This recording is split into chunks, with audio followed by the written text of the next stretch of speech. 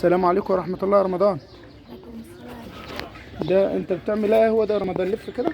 دوت مكبس علف لف من لف غير لف موتور.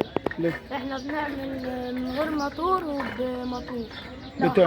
بتعملوه بموتور او من غير موتور؟ ايوه لو حد يعني لو طلب حد طلبه من غير موتور نعمله له من غير موتور. اه. لو حد طلبه بموتور نعمله البكر ده استيراد هو والضاي يا رمضان؟ ايوه استراب.